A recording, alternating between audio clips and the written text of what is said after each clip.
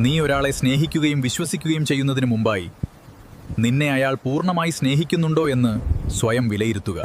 കാരണം ഒരാൾക്ക് സ്നേഹം നൽകുമ്പോൾ വിശ്വാസത്തിന്റെ താക്കോലും കൂടിയാണ് അയാൾക്ക് നൽകുന്നത്.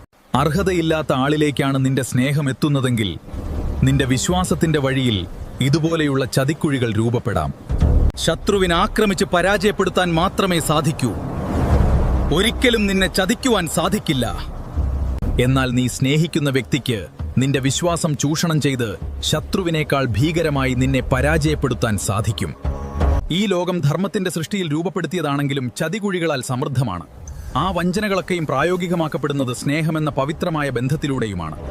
പ്രണയത്തിലും സൗഹൃദത്തിലും കുടുംബത്തിനുള്ളിലും രക്തബന്ധങ്ങൾക്കിടയിലും ഉൾപ്പെടെ സ്നേഹം എവിടെയെല്ലാം നിലകൊള്ളുന്നുവോ അവിടെയൊക്കെയും ചതി എന്ന മാരക വിഷവും വിരാജിക്കുന്നുണ്ട്. നിനക്കൊപ്പമുള്ള സ്നേഹം ആത്മാർത്ഥമാണെങ്കിൽ കൊടുമുടികൾ പോലും നിസാരമായി കീഴടക്കാനുള്ള വഴിയുമുണ്ടാകും.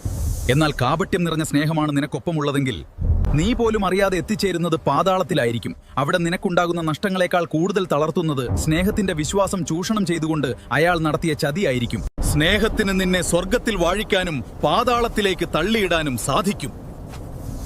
അതിനാൽ സ്നേഹത്തിന്റെ സാന്നിധ്യമുള്ളിടത്ത് ഓം ഹ്രീം നമഃശിവായ ഹ്രീം ഓം എന്ന മന്ത്രം ദിവസവും രാവിലെ 11 തവണ ചൊല്ലുക.